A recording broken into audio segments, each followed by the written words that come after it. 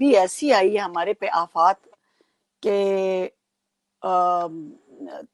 بیماریوں کو دیکھ لیں آپ، اموات کو دیکھ لیں آپ کسی چیز کو، ادویات کو دیکھ لیں، آٹے کو، چاول کو، گندم کو، کس کس کو آپ ڈالیں گے؟ یہ کچھ قدرت پتہ نہیں ناراض ہے کہ ایسی چیزیں. باقی ہر حکومت میں کچھ نہ کچھ بحران رہے ہیں، کچھ نہ کچھ ایشوز رہے ہیں.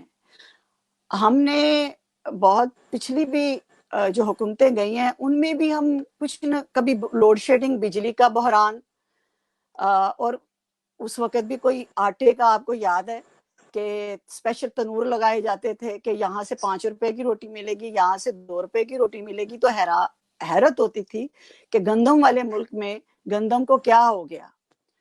اور وہی چیز ہم اس حکومت میں بھی سن رہے ہیں. تو یہ مسٹری ہماری سمجھ سے باہر آئے کام شہری کے کہ کیا یہ مافیاز آخر کب قابو پایا جائے گا. یہ کوئی نیا مافیا نہیں ہے. یہ مافیاز جو چینی چور ہیں، آٹا چور ہیں، چاول چور ہیں، دوائی چور ہیں، بلکہ ضمیر چور ہیں. یہ لگاتار معاملات چلتے آئے ہیں اور اب یہ بڑے اسٹرانگ مافیاز بن گئے ہیں.